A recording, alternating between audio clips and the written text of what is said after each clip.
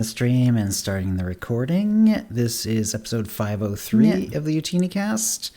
And so yeah, I'm getting going just a couple minutes before we get going on the actual show. And that's because we, let's see. I say we, but actually Kitty is not feeling well. He hurt his shoulder, and he's had to either like skip some streams and also stop some streams early. And he did try streaming earlier today, and he was streaming for a while, but he just could not do it anymore. He needs to lie down, so he's not going to be here, but that's all right. Let me go ahead and tweet this out. Actually, I'm blue skying this out, whatever they call it. Now.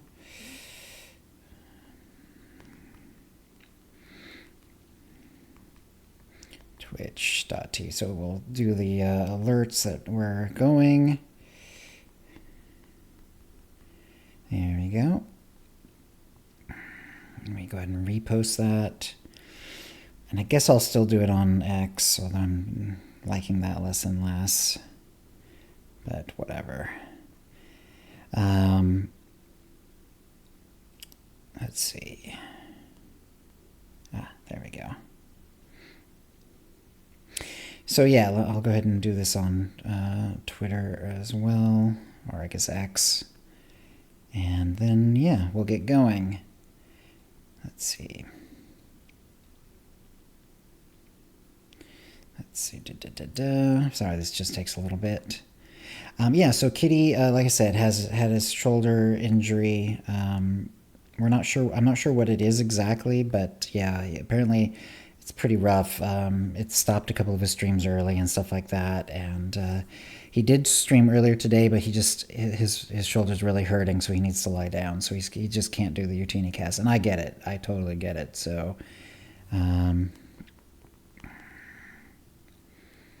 it's all good. So let me go ahead and post this and repost it, and we should be good to go.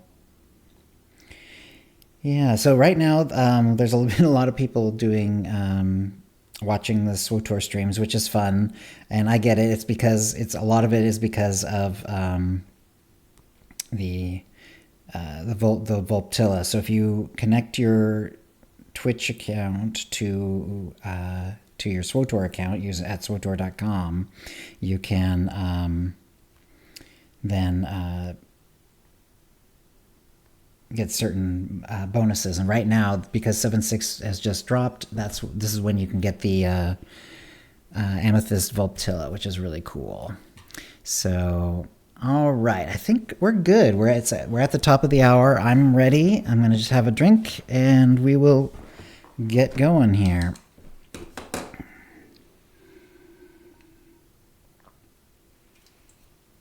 I'm also going to do a clap thing real quick here. And the reason I do that is when it's just we usually like line up our things and stuff like that. And usually I can find the start of the show pretty easily. But when it's just me, then, sometimes I have to like go back and forth trying to find the darn thing. So anyway, we're going to, we'll go in 5 here.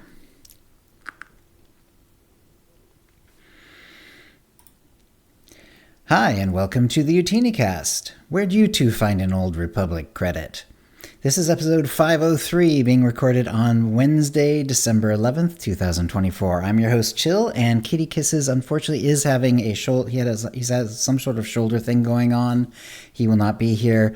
I think it was Saturday or Sunday, he had to stop early, and then, I think it was Saturday, and yeah, he had to stop early, and then he did try streaming a little today, but his shoulder's still hurting, so he's actually having to lie down. So send him those best wishes, and hope he gets better soon. And yeah, the quote from today was from Skeleton Crew. I've been watching that with my wife, and it's been I'm really liking it. It's a lot of fun so far. It feels a little different. They're going for like a different style, and a little it's also sort of like separated, which you'll understand if you've seen the show. You'll know what I mean by separated. And yeah, good stuff. Really enjoying it a lot.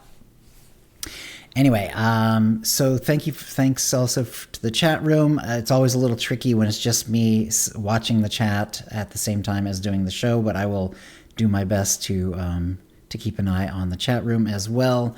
And let's just get going here. So what I've been doing since the last show is I've got Caitlin up to Alderaan, so I've been doing a Caitlin from Arcane cosplay. So she's a sniper, agent story. And what I'm doing with her is I'm doing all the side missions, all the world arcs, and all the bonus missions.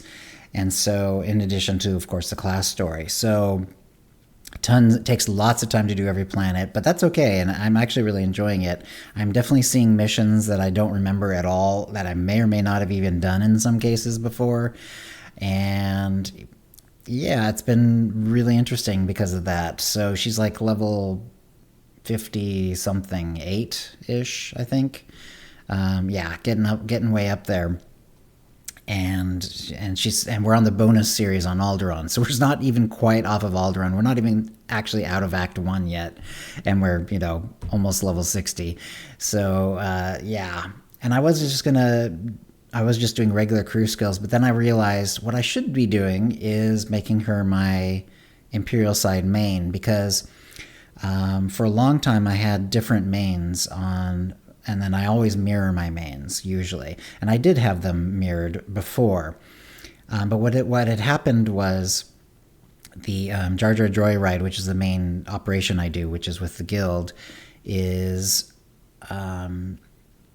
they were a little while ago, like, everyone was melee, including me, and it was actually causing some issues. Like some of the boss fights are really tough if you don't have any ranged, and so I started bringing one of my snipers, based on the Silver Sable cosplay that I did maybe like a year ago. I geared her up, and then I started bringing her instead, and so she's become my Republic side main, and since this is the same same class, and she's on the Empire side, this is a perfect opportunity to make this my Empire main. So what I'm going to do is several things. Well, first of all, I need to get her to level 80, and I'm not there yet. So that's sort of like job one. I'm still going to do the whole side story thing. Like, I'm not going to try to jump ahead in the story or anything like that. I'm still going to do all the story. In fact, whenever I make a main, whenever I decide this character's a main, I always do all the story. So not only going to do like all the side missions and stuff like that all the way through the class story, which I was planning to for this particular character, but then we're going to have to go on. We're going to do Makeb, and we're going to do Ilum, and all the rest, Kotfi and Kotet, and all that jazz.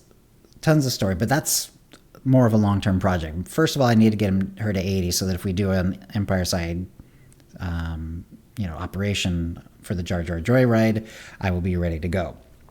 So that's still going to take a little bit of time.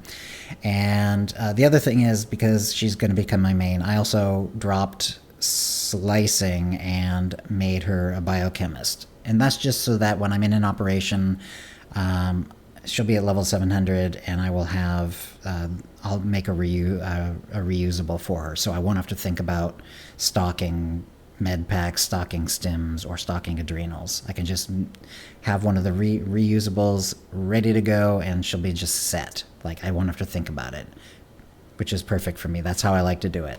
So yeah, lots to do on her, especially now since I'm going to continue on and do all the story on her. That's going to take a long time, but I'm looking forward to it. I'm actually really enjoying the character. We're doing the direct damage spec, and for a long time when I was doing snipers and gunslingers, and I really do like the spec still a lot, which is the dot spec, but we've gone to the direct damage spec, and the reason being the new boss on Ilum that everyone's going to want to be doing all the time, and we're definitely going to be doing on the Jar Jar Joyride a fair bit. They are there's a lot of target switching, and it really makes the dot spec difficult to pull off well. Like, you can still do it. I'm sure there are people who are making it work, but with this much target swapping, I think it's just going to work better if I make her a direct damage character. And I still have the other stuff. I can always, with a click of the button, I can just make her a dot specker again very easily. But I'm really enjoying the direct damage spec, and we've been doing that on her. So that's what we've been doing on her. I also just started yesterday doing some PvP on Che, who is also a sniper, but in the smuggler story, so he's going to be on the Republic side. And I've been doing him direct damage as well, partly because I don't want to be swapping out specs all the time in my head. Like, it's already difficult enough with, like, characters who are 80, characters who are 50, and characters who are in the 20s, and, like, remembering, okay, yeah, I can't use this ability because this character doesn't have it yet and stuff like that. So also switching specs would make it even worse. So I'm doing him as direct damage as well at low levels. So I don't have a lot of tools. I don't have the knockback. I don't have entrench. So I'm getting I'm getting beaten up on pretty hard. And of course, as a sniper, you have a target on your back anyway, because people know if you don't go after the sniper or go after the gunslinger, then, you're in real trouble because, you'll do a lot of damage to them and, from good range, and there's not much they can do about it other than come up to you and beat your face in. So I've been getting my face beat in because I don't have my knockback or any other real tools. I have leg shots, so if it's a one-on-one, I can sometimes slow them, and that's about it. It's pretty rough. I'm still doing reasonably well, and I'm pretty happy with, what I'm doing, but I have been getting beaten up a lot. But it was fun, and I'm looking forward to doing more. Let's see. On Che, I bought the B3-K2 blaster rifle and sniper rifle. They're from the Andor collection, which came out a little while ago. And they're sort of really based indirectly on the AK-47, because the blaster in Andor was based on the AK-47, so this one is sort of indirectly based on the AK-47. And it even has a really cool automatic weapon sound to it, at least when you use certain abilities. That sounds a lot like regular gunfire instead of more like blaster fire. Just softened a bit to sound a little bit more like a blaster, I think. I really like them. I'm really enjoying them. And the sniper rifle even has a cool foldable stock. And when you put the sniper rifle on your back, the stock has an animation where the foldable stock folds down into the back end of the gun, which is really cool. Really loving that gun. I think those two are like my favorite guns in the game, which is saying something, because there's a lot of really cool guns in the game. I'm also loving the new Mysterious Rogue armor. That one's the one that just came out with 7.6, so it's been out, came out yesterday. It has the jacket on and jacket off versions and all that. I'm using the jacket off version plus a forest camo dye to make a sort of fatigues look for Che. So I'm trying to make him look as much like a fatigue wearing sort of gorilla as much as I can, and it works pretty well. Like, there's not a lot of casual shirts in the game. Like, the ones, when they say casual, it usually just means like bare midriff, essentially. If you see casual Vandal, it's like a bare midriff look. They don't have very many like regular shirts in the game, because it's just not it's not very technically very Star Warsy, I guess. So there's not a lot of excuses to do that sort of thing. But in this case, this is from Skeleton Crew, and there's a lot of pirates in the show, and so this is like a pirate look, and some of the pirates do in fact have sort of like these soft shirt looks, and it's working really well. Anyway, I'm really happy with his new look. Really enjoying it a lot. Did some of the dynamic encounters on Tatooine when I was on Che, because he happened to be at Tatooine level. When I did the testing on the PTS, I was on level 80s, so I didn't know like how much experience you'd be getting, or if you'd be getting anything special from them. It's about what you'd expect. You get some experience and some credits and stuff like that. For leveling, it's like fine. It's not spectacular, but they're pretty quick, so it works out. It's worth doing. It's worth your time doing them if you're near them. In most cases, I would say.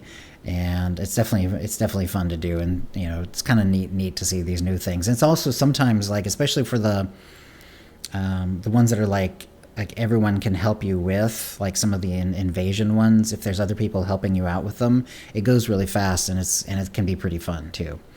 I'm also enjoying the new sidekick and pet mount, where if you're a sub, you get it right now. So basically, if you're subbed, and if you've been subbed over the last week, or if you're subbed now, or the next few weeks before the deal goes away,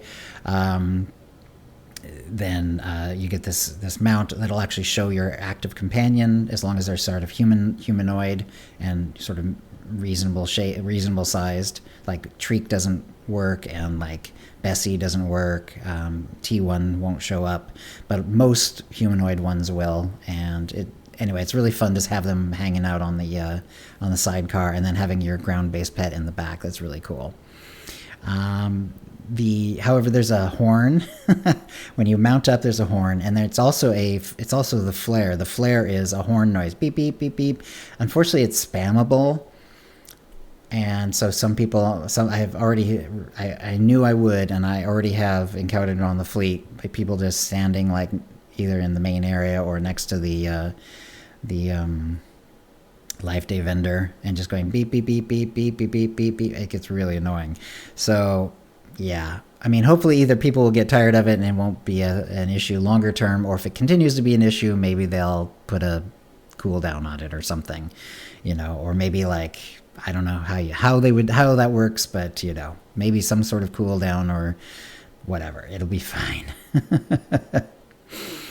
And let's see. And Crate in chat is saying KittyKissz is having a blast today with Kimval on the speeder. Yeah, it makes sense, because you can have it. Basically, it looks like if they're humanoid and if they're one of the 4 body sizes that you can make a regular character, or if they're like that slightly larger character, like Kim is one of them, Bodar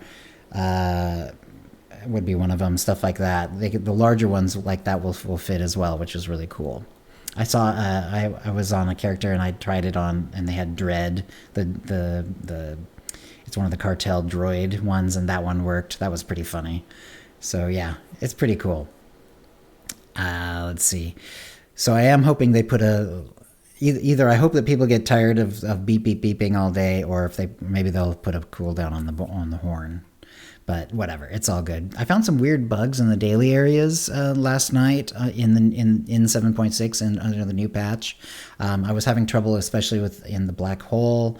There was the Heroic 2 was unfinishable because the puzzle thing at the end wasn't clickable. So you have to like line up those little pipes with the 3 buttons, and none of them were clickable, so I couldn't actually finish the mission, even though I'd done everything else, which was really annoying because, and I tried everything. I like left the instance, reset it, I tried it again, dropped the mission entirely, reset it, logged out, logged in, nothing worked. So yeah, that was really annoying. There's another weird bug on Ziost where the one where you jump on the speeder and it kind of takes you through and has the little jump pads and everything. The jump pads actually work, but the arrows are in these weird positions. They're like way up high in the air, or they're off to the side from where they should be. It doesn't matter. You can still get the jump, and also the little thing that your mission, you actually have to do for the mission, where you pass these things and it drops a little thing into the holes for testing purposes or whatever it is. Those work too. So you can actually do that mission, but if you don't actually know the mission, it's going to be very difficult because the arrows are not really there, and where they are really weird. So like figuring out exactly how to finish that mission if you don't already know it is going to be kind of tricky. Zacky's is saying that there's a lot of bugs in the patch. Yeah, and it's weird that these would just sort of pop up. Like, I don't, Black Hole is on Corellia, Ziost is on Ziost. So it wouldn't have anything to do with dynamic encounters, I presume, but maybe it does. Maybe behind the scenes something's connecting up weirdly there. Who knows? MMOs are very complicated, so they're gonna have to figure out some weird stuff. But yeah, so anyway, so be careful about doing Black Hole. Test it yourself if you want, but at your risk. So this is on the Imperial side. The other side, I haven't tried, but there's not a puzzle, so I don't think that's going to be an issue. Unless maybe the bombs before the last boss are non-clickable, but I haven't tried that one, so that may or may not be working fine on the Republic side. But the Heroic one on the Black Hole on the Empire side, at least for me, I was not able to get the final puzzle to happen, which really sucks because you have to go through the whole thing in order to get to that puzzle. And then not being able to finish it just because the last thing after you've done all the fighting is non-clickable really kind of blows, but whatever. Not the end of the world. But annoying, and this is why I'm mentioning it. So anyway. Oh yeah, Zacchaeus was saying, right, another bug is that you can't deconstruct the bad gear from operation. It goes to directly to the destroy side. I noticed that one too. It also happens with gear that I was collecting from just daily areas. Fortunately, I was actually grabbing not the boxes, but I was grabbing the flashpoint points, so I was actually getting those. But I did get several drops, which normally you can get some tech points, and yeah, those were instead going to destruct side. I guess that's a bug. I haven't actually checked for that one on the bug list, but it's possible that that is a bug. You can still vendor it, so even if this turns out to be a decision they've made to like make them non-destructible for tech points and whatever, which I hope they haven't. Hopefully this really is just a bug. And yeah, you can still vendor them, but it might make sense to hold on to them for a little while to see if this is a bug that gets cleared up. So I'm hoping that that's true and that we'll be able to do that. Anyway, so that's good. That'll bring us to the tip of the week. And I'm just doing a quick tip this week. This is like, I don't know if you even call this a tip, but more of a suggestion. Go to Tatooine this week. This is amazing because this feels like a record in SWTOR, which is kind of saying something. This has got to be the most events on one planet ever in the history of SWTOR, because right now on Tatooine you have the Rakghoul event going on. You have the Bounty Hunter event going on because Galactic Season makes it available all the time during this season, Galactic Season. People are throwing snowballs for Life Day. And there's also dynamic events there. So, and granted that's not quite the same as the other events, but it feels kind of similar. So it's, where it's kind of new and like things are happening and all that stuff. It's wild what's going on Tatooine right now. So there's so much going on. The Rakghoul, if you go outside the spaceport, the Rakghouls jump at you. People are throwing snowballs at you. There's the bounty hunter stuff going on. It's crazy, and then the dynamic events are fun too. So anyway, check out Tatooine, especially this week. I think it's a really good time to do that, and and enjoy it. So if you have a tip of the week, send it to OotiniCast@gmail.com before the next show for a chance to win a Tonfon MA83R droid or M2B9 droid code, and plus a 450cc code courtesy of Broadsword. And Zacchaeus is saying Tatooine's a polygon massacre. It gets very busy there. When I was there, it was the little, what is it called? The bantha pups or whatever they're called. The baby banthas were in the spaceport, and like everyone was grabbing them and stuff. It was crazy. It's a lot of fun though. All right. Get a little extra drink here. That'll bring us to the Mind Trap. And what we asked was, what class companion without a full romance do you think should have one? And the options we gave were Major Pierce, Galt Reno, Theron Cedrax and Holiday, or other, and please reply. And so we got a small amount of votes. People were busy with stuff and whatever, but we do appreciate the votes and the reposts. We also did this poll on Blue Sky, and we did it on Mastodon as well, but we really have never been able to get much traction on Mastodon. But the Blue Sky poll actually took off, and this is the very first time we've done one, and I did it at a really weird time. And it only lasts 24 hours because it's like this add-on thing. So I'm pretty pleased with that. So yeah, join us on Blue Sky. We've got an OotiniCast one. KittyKissz has a Blue Sky account as well, and I also have my personal account. So definitely check us out there. And we actually got we got 67 votes on the regular Mind Trap, which, like I said, is a little low, but fine. And then we got 10 votes on Blue Sky for over just the course of one day, because I couldn't extend it any more than that, because that's not how it works. So Blue Sky doesn't have any native polling yet, but thank you to Shintar for pointing out that there's this app that'll let you do a poll from your account that sort of uses this sort of behind the scenes sort of stuff. And like I said, it's pretty basic. You can't make it more than 24 hours and so on. But it was helpful, and we got some votes, and thank you for the people who voted there too. And we got some reposts for the Blue Sky poll as well. I appreciate it. Interestingly, the numbers were pretty much lined up percentage-wise. So we'll just go with the percentages that we see on the X poll. So Theron Cedrax and Holiday won with 35.8% of the vote. Major Pierce was in second with 29.9% of the vote. Galt with 17.9% took third, and Other was 16.4%. Actually, Other was 50% of the vote on the Blue Sky poll, and people were making suggestions and stuff like that. Let's see. One person said on Blue Sky, I feel like any relationship with either Pierce or Theron spelled the smart way would be completely toxic, but I think romancing Talos Strelick would make for a fun and funny time. And that's a cool one. Yeah, we didn't make that one of the main options, but a couple people actually did recommend Talos Strelick as a possible romance, and I think that would be a lot of fun too. You actually can flirt with him briefly, but it doesn't really go anywhere. It's a little bit like Pierce in that sense. Like you can actually do even a little bit more with Pierce, but you can't do like a full romance. But anyway, yeah. And then we've gotten a little flirt from Lord Scourge. He'd be my top one, and we've gotten a little flirt from Zenith, and I want more there though.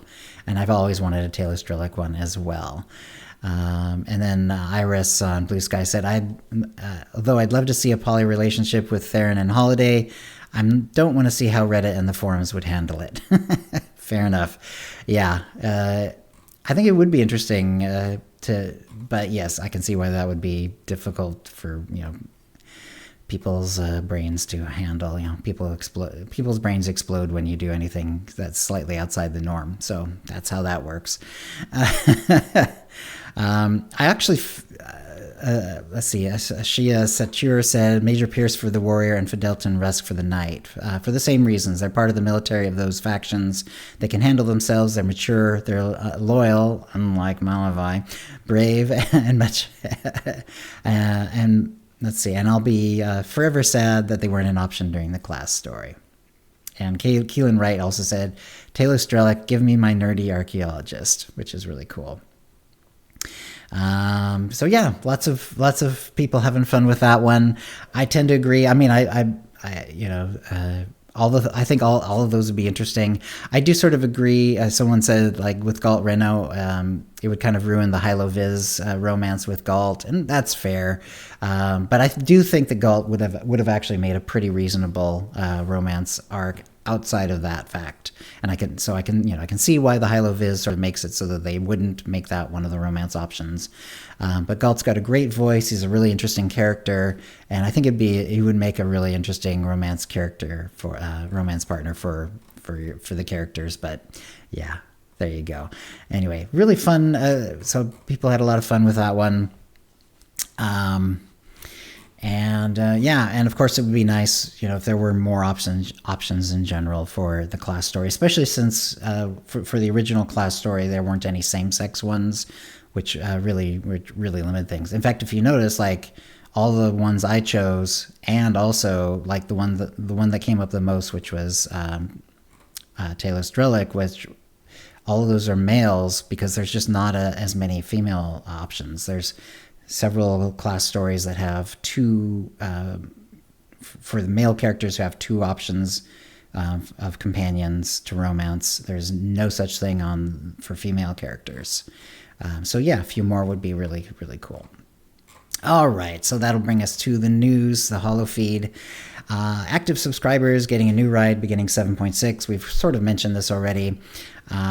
The Merm Cicada mount has both companion and mini pet functionality. And so basically it's land pets only. So if you have a floating pet, they'll still float behind you like normal. But if you have like a Volptilla or any other sort of land-based pet, it will jump on the back. It'll appear on the back, and there you go. It's a lot of fun. And something that's not mentioned in the little article they said, but it is based on Skeleton Crew. So if you watch Skeleton Crew, especially the first 2 episodes, there's several of these like little speeders that are sort of like tube-based, like it kind of has sort of a almost like a dune buggy sort of feel to them, like with all the tubes and sort of, it's like doesn't have like a lot of like shell or anything like that. It's just based on like tubes mounted to the engine and stuff like that. And it has that sort of feel to it, and it's a lot of fun. And you can definitely see where they took the inspiration from the Skeleton Crew series, which is really cool too. But they didn't mention it in the SWTOR article, but yeah, definitely check that out too. And let's see, they've also announced the Best View in SWTOR 2024 winners, so those are really cool. Pictures are in the show notes, or you can see them on SWTOR.com as one of the recent news articles. Really beautiful pictures, and so you can look for those. Those are going to be in the anniversary vendor is going to have them, which is really cool. And let's see, so there's going to be in the December 2024 in-game events. Life Day has just started. It goes through January 7th. I did have some people asking me in chat on my stream like when this actually ends. This is pretty typical for Life Days, so they start it sometime fairly early in December, and then it goes past the New Year's, so that, you know, if people are traveling or visiting for relatives or just busy or whatever, that they have a little bit of time, you know, post New Year to actually finish up Life Day stuff. So you have from now through January 7th, and of course there's the snowball throwing is there, the Wookiee hugs are there. There's some new mounts. There's a Tursa G1 F7 mount, which basically says gift in sort of leet speak. The ornate Life Day robes, which is a new version of the original Life Day robes, which have been available for maybe 1 or 2 years now, something like that. There's lots of decos, all kinds of good stuff. Let's see, the Rakghoul Resurgence is on Tatooine. As I sort of mentioned earlier, definitely go to Tatooine because this is a crazy time to be there. So yeah, all the good stuff. You can get the Reputation with Thorn, and there's a bunch of, you know, the same thing that always happens with the Rakghoul events. You can get Dr. Loken back if that's your thing, which is really cool, or get him, period. Like he is one of the ones you can get back regardless of whether he was your original class companion or not. Infected Varactyl and Infected Dewback mounts, which are really cool. And a bunch of Rakghoul mini pets. Lots of cool stuff. 13th anniversary is going to start on December 13th and go through January 3rd. And what is basically a special anniversary personnel vendor can be found on the fleet with new class ship Stronghold decorations. All previous anniversary rewards will also be available during this limited time as well. We've also brought back the annual Stronghold sale, so Coruscant and Ka City Strongholds have received their annual discount and can be purchased for only 11 credits each until the launch of our next game update, which is pretty cool. So especially if you're new to the game and maybe you don't have a lot of credits, this is the time to get the Strongholds, because 11 credits is something everyone can afford.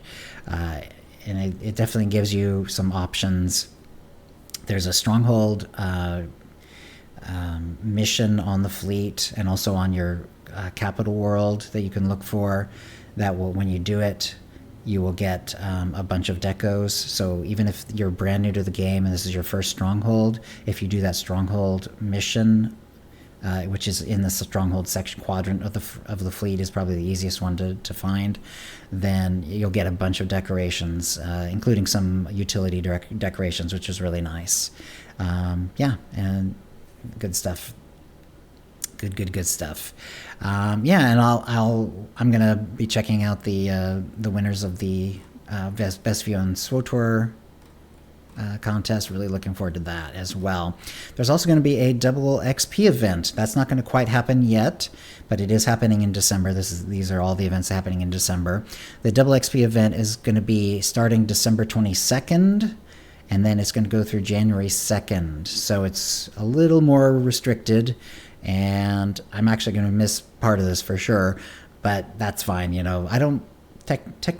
You know, a lot of people do make good use of the double XP event, but because I'm an altaholic and I'm constantly leveling alts anyway, you know, if I miss a bit of the double XP event, it really doesn't matter to me that much. It's fine. But please take advantage of the double XP event, December 22nd through January 2nd. And let's see, finally, there's going to be a Relics of the Gree. So the Gree event will also be happening. That's going to be December 24th through December 30th.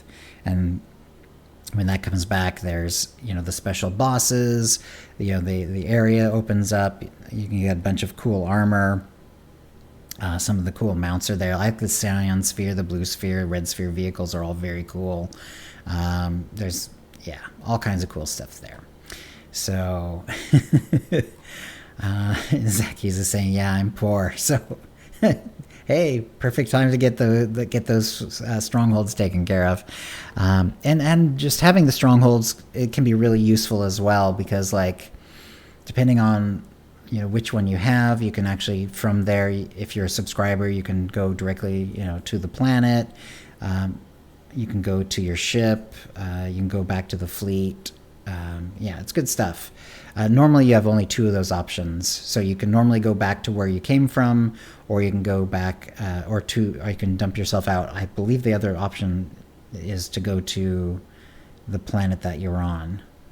Or the planet that the actual stronghold is on. I could be wrong about that. But anyway, good stuff.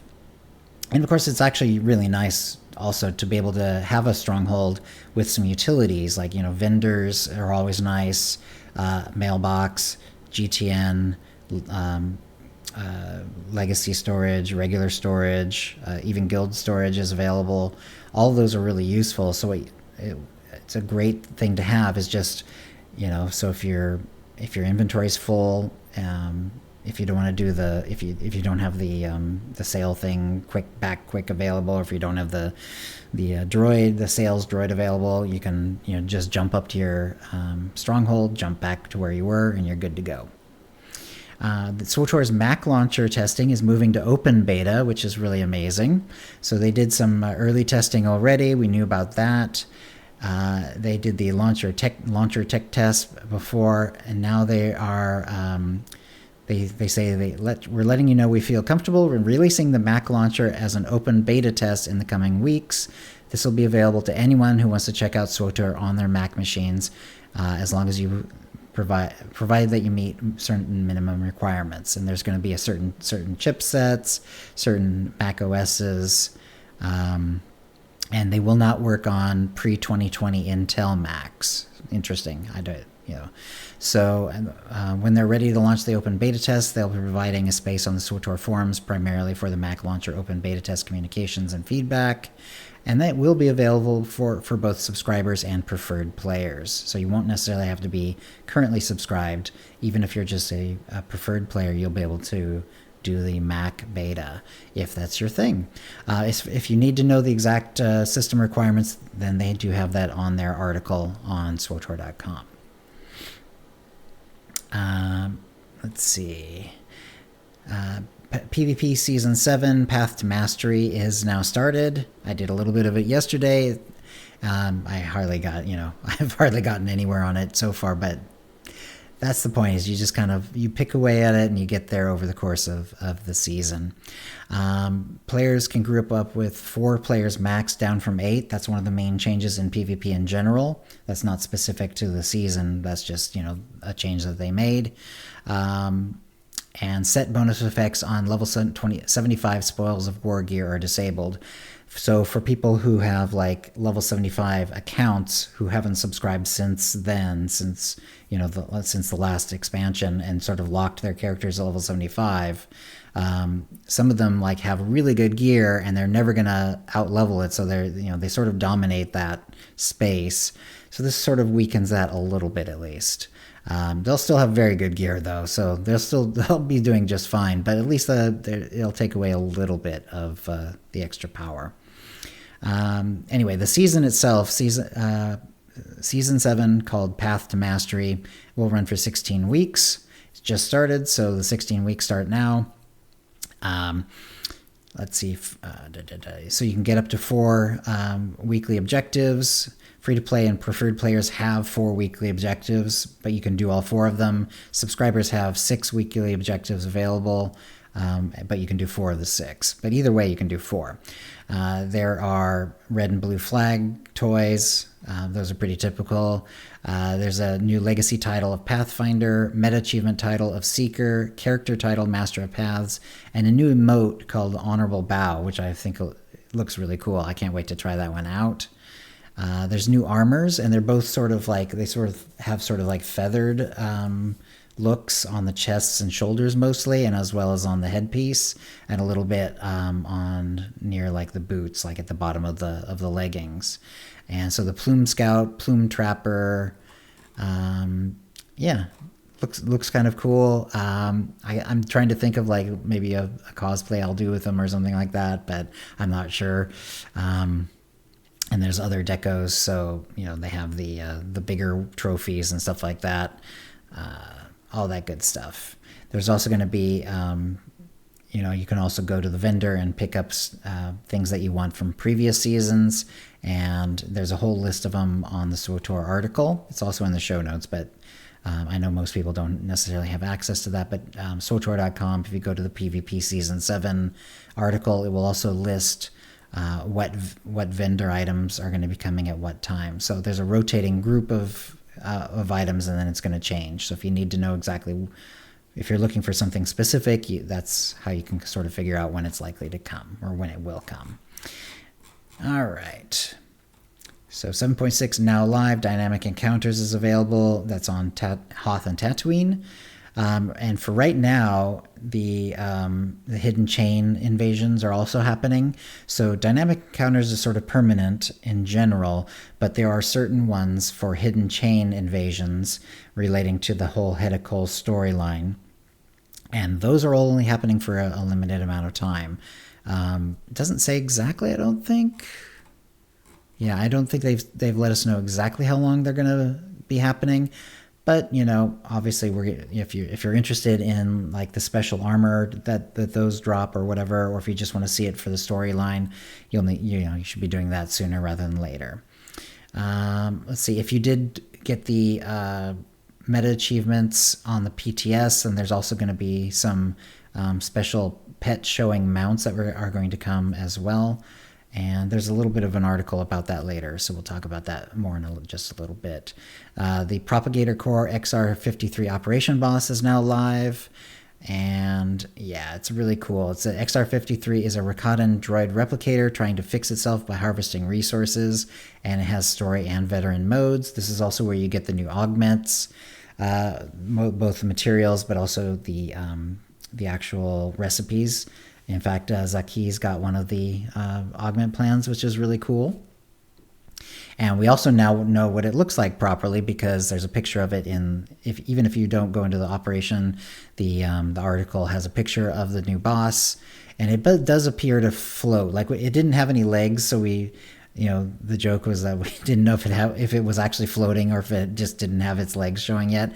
But it was test art, like it wasn't showing the full boss look.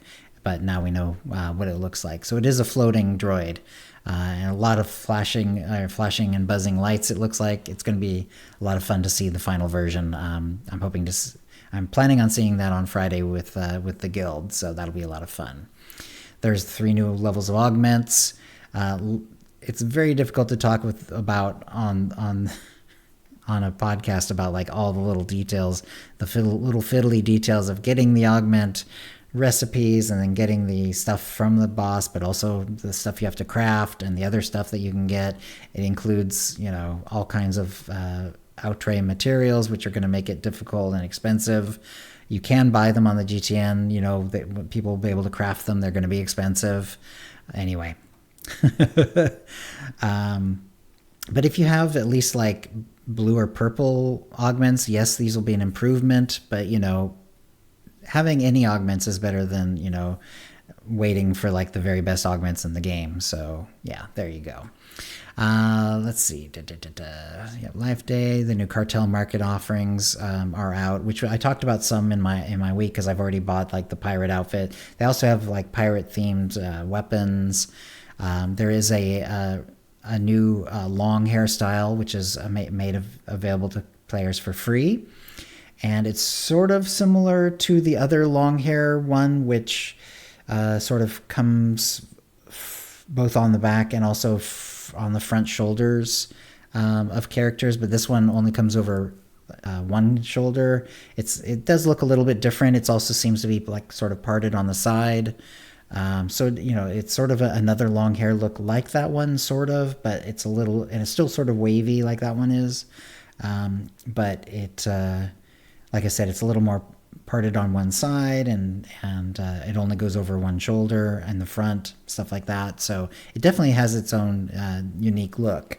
And that one's coming for free. There's also 2 other ones, which are, oh gosh, there's like the braided mohawk one, and then there's like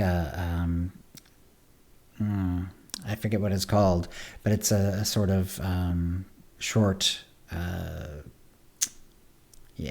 short sort of cornrowy sort of look. That's not the right term, but yeah. Anyway, it's kind of cool too. Those are available, but you do actually need to spend cartel coins for those. Also, customer character customizations in the appearance designer is 90% off until January 7th. So because they're in 7.6, we have these slight updates to how the characters look. Some people are not happy with them, and they knew that, no matter what sort of change you make, some people are not going to be happy with that. So to sort of help make up for that, I presume, there's 90% off appearance designer changes. So if you really want to change, which face you have, which, makeup, beards, all that sort of stuff, it's all 90% off. I actually did some on Caitlin, just to sort of dial in things a little bit. And and it cost, like, I made 3 changes, and it cost a grand total of 11 cartel coins. So yeah. All right. Let's see. Also, so if you the new Twitch drop is available. So if you're this is for the next 28 days. The Amethyst Volptilla Mount Twitch drop will be active. To obtain it, you go to your account page at SWTOR.com. You link up your SWTOR account to your Twitch account, and then you just watch SWTOR content on Twitch for 4 hours. So, like, if you're watching, OotiniCast right now, it's going to be roughly an hour of it, something like that. And then you watch 3 more hours after that. And yeah, it doesn't have to be like a content creator or any particular person. Anyone who's running SWTOR will work. And yeah, you'll get the Amethyst Volptilla Mount, which is a nice purple one. So we have now, there's the blue ones, which is basically like the movie, and then there's the red sort of fiery one, which is available, and then there's also the opal Volptilla one, which you get from content creators, and then now there's this one, which is a purple one, and the purple one, it's really gorgeous. It really, really does look nice. So definitely check that one out. And let's see, the subscriber reward is also available. And so if you have an active subscription between now and January 4th, then you'll get the companion and mini pet compatible vehicle mount, which is really cool. This is also, we did talk about this on the previous show, but they did release the character names with 7.6. So for non-subscribers on characters who have not been logged into since before the beginning of this year, those names have been unlocked. So you should either, like, if you really want to make sure you have your name still, you should go and you're not a subscriber, if you're preferred or free to play, go and just log onto those characters and just make sure you got all those names. It will give, it will give you essentially a free rename. If the name is now gone, you'll essentially get a free rename, because you'll have to have a name, so it'll tell you to rename your character. Let's see, and then the Starbolt bundle is still available. This is the yellow mount with the speed boost, which is on an active button with the 30-second cooldown. It also gives you a bunch of metallic primary dyes and secondary yellow dyes. 5 per character, so you end up with tons of them. And as well as a bunch of cartel coins and subscription time. So that one and that bundle will be available till January 14th. And let's see. I haven't gotten it yet, but they do have the decoration bundle that's based on Star Wars Galaxy's Edge. It also includes like a couple of mini pets. It also includes a little bit of sort of mini game stuff going on, where you start with like these neglected versions of everything, and then you eventually get these repaired versions of everything, and it looks really cool. I haven't actually bought it yet, but I am definitely wanting to, and I definitely will sometime pretty soon. And yeah, so I'm looking forward to seeing that. Let's see, Shea Vizsla's classic battle-scarred armor. So Shea Vizsla's classic armor set returns with modernized textures, which is really cool looking. There's also metallic gray and chrome dyes, and chrome white and metallic gray dyes as well. So more options, which I really like the idea of the neutral ones, because a lot of times just sort of white metal is kind of a cool look for a lot of different armor sets, either in primary or secondary. So that's a really cool, that should be a really cool dye for it to have sometimes. Let's see. Yeah, and the Tursa G1F7 mount is sort of like the Life Day one that's available as well, and it's basically one of the it's one of those like wider speeders, and then it has a bunch of gifts on it. Let's see, the Mysterious Rogue armor I really like. I have that, but there's also the Fearless Buccaneer lightsaber, dual saber, and all, and also as well as all the guns. Has sort of like a piratey look to them. In fact, the pistol has like a little crystal like sort of flintlock grabbed on top of it, which is really pretty cool looking. Like there's a vibroblade that looks like sort of an old-fashioned sort of cutlass saber sort of deal, or it's a little straighter than a cutlass is, but like an old-fashioned sort of saber. Good stuff. Let's see. That's right. The other haircut that I couldn't remember, it's called half long, half short. Yeah, so it's sort of like it's one of those sort of like almost like shaved in one part and then like sort of longer on the other. And then there's the braid hawk, which is sort of like a mohawk, but it's braided down the back. Both pretty cool. And let's see. Was there anything else here? Let's see, we've talked about these. All right.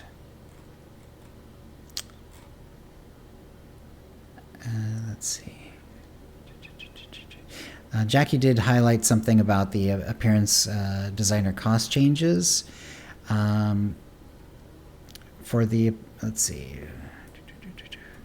Wanted to pop in here real quick to add some context to this. We regularly audit and adjust cartel coin prices across all CM items. Character designer chain items. If it is something that's categorical, limited time, like a sale, that is communicated, but outside of those situations, it can be pretty frequent with both price increases and decreases that would be rather difficult to communicate in a way that's effective or digestible. For the appearance designer pricing specifically, I double-checked, and this is not a recent change. It was part of a pricing adjustment that happened 8 months ago in April. It has no correlation to the character modernization happening in 7.6. That's for the base price. To my first point, though, when there's a category and limited time pricing adjustment like sales to communicate, we will. As I stated in my launch announcement, we know that between our recent flurry of new character customization options and our character modernization, players may want to try out a new look, and so we are discounting character customization by 90% off until the 7th of January. So, yes. So in fact, that sort of, that's directly stating that the 90% off sale is to make it so that people who did not like how their character now looks can make adjustments to it at a reasonable price. Eric Musco had one on appearance updates as well. This was before the launch, so I think I'm going to end up skipping some of this because we've already sort of talked about this. Just a reminder on our overall goal for character modernization, we want to ensure that the character still looks and feels like your character. It doesn't mean it won't be a little different. That's inevitable and the nature of modernization, but we wanted to be very careful that we weren't making any changes that would dramatically change the essence of your appearance.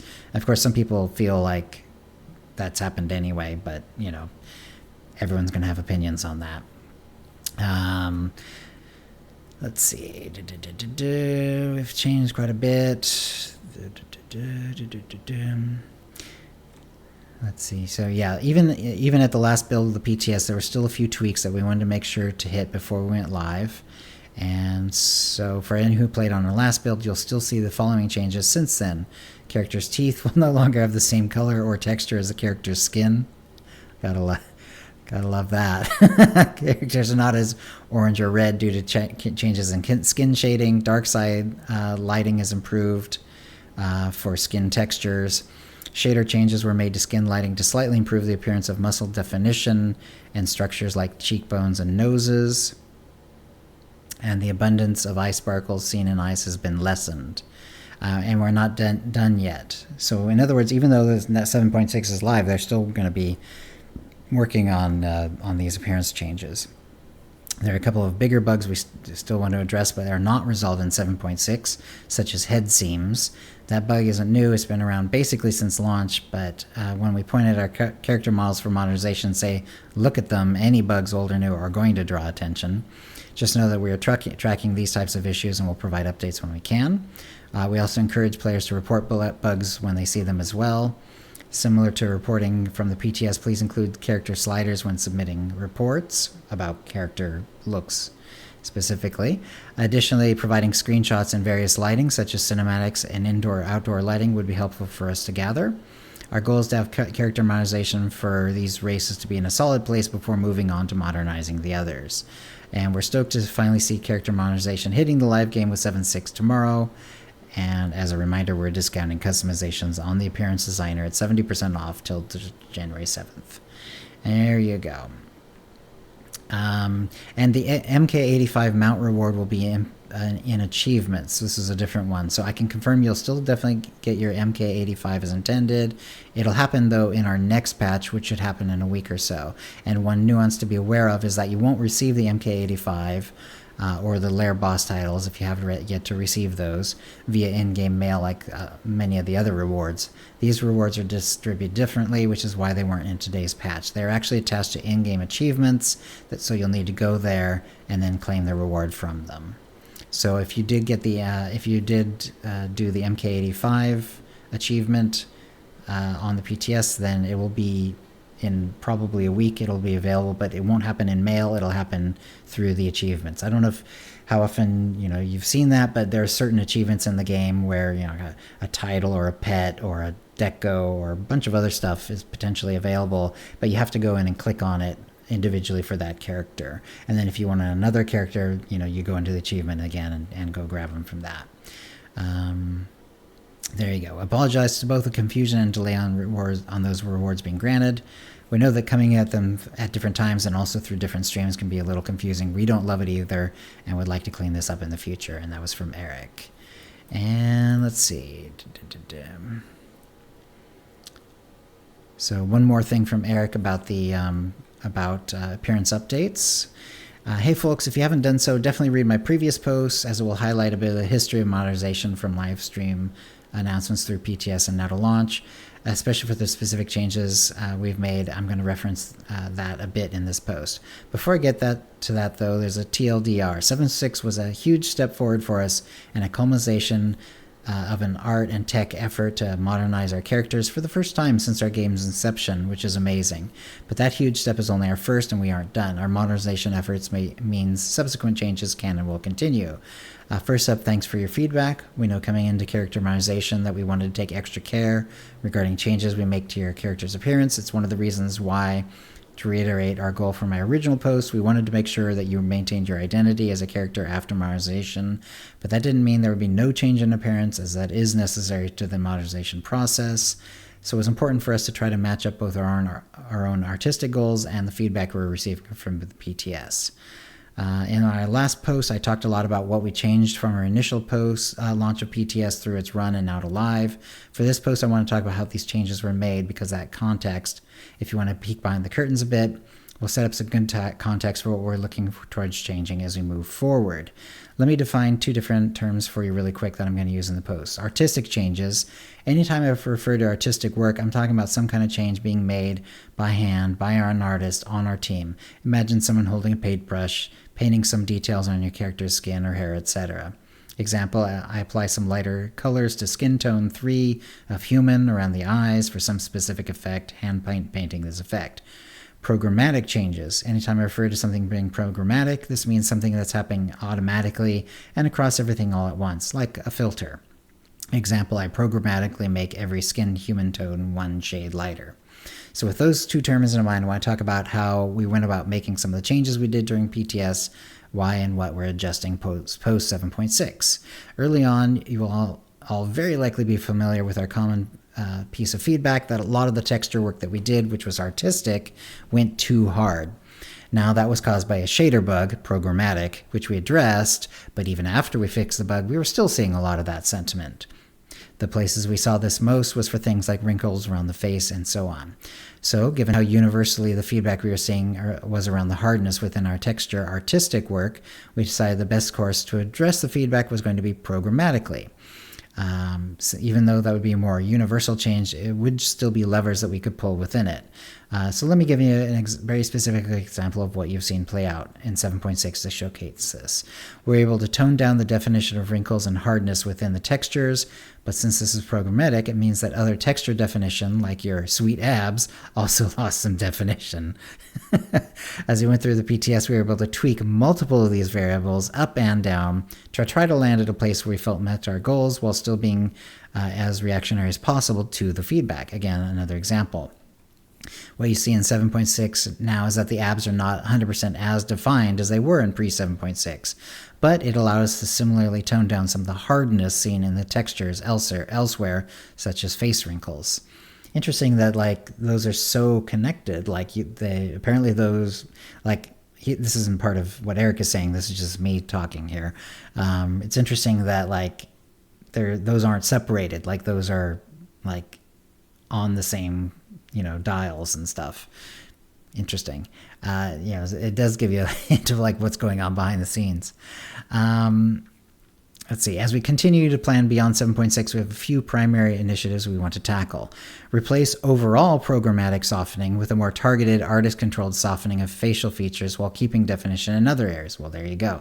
Super important context. This does not mean you should expect to see a dramatic change in how your character appears from today or a rollback, but it would give our artists more control over individual changes impacted by modernization, such as ear, nose, and muscle definition and the appearance of aging.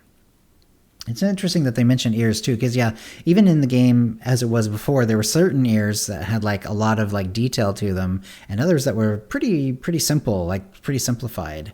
It's interesting that those are being looked at too.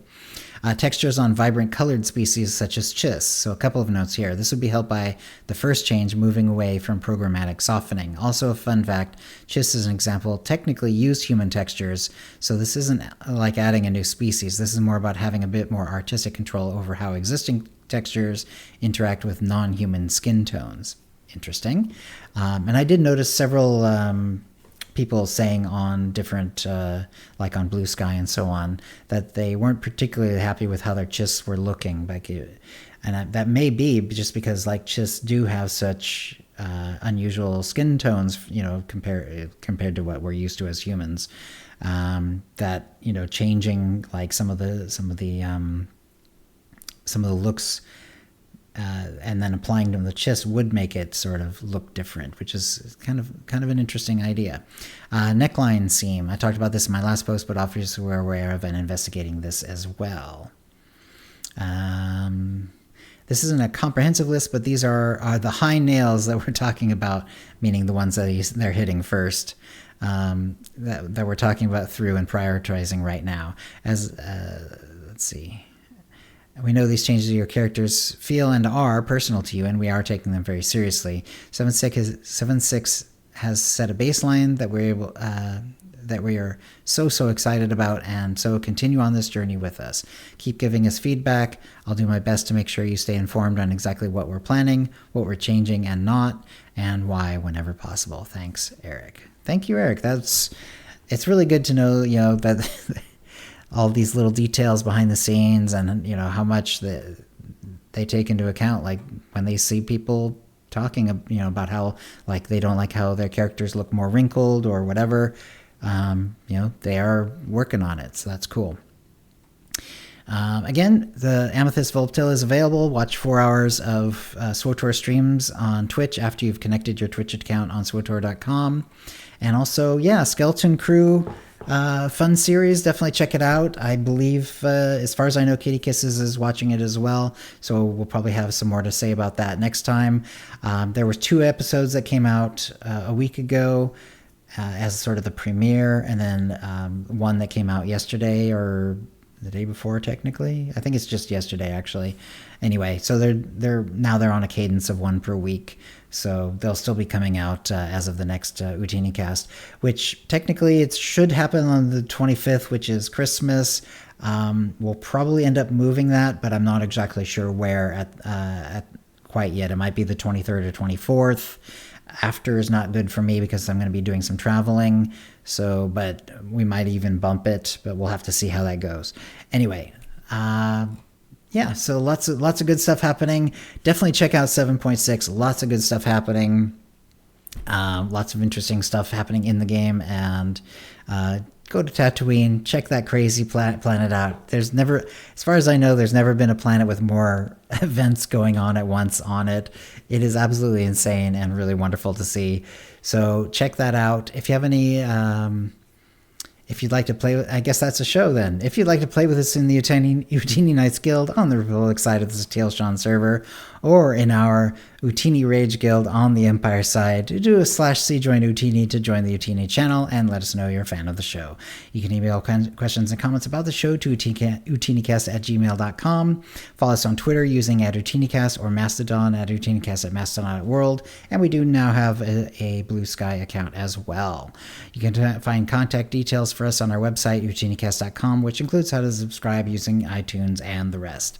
We record the show live bi-weekly, usually on Wednesdays, 4 p.m. Pacific, streaming at twitch.tv/UtiniCast. Our theme song is Doomsday by Jean-Paul Zogby. And thank you to the chat room. And we'll see you next show. All right. So let's go ahead and do a little raid-a-reno of someone. Let's find someone who it is.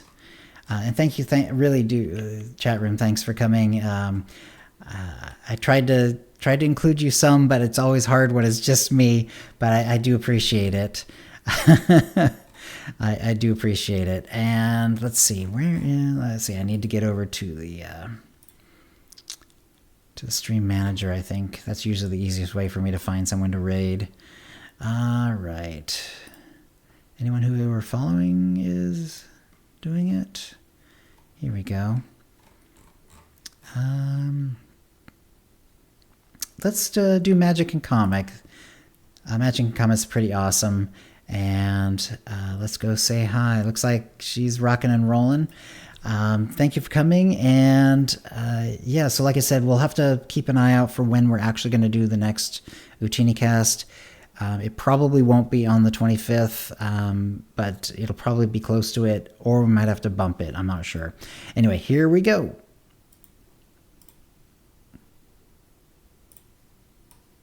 And stopping the stream, stopping recording.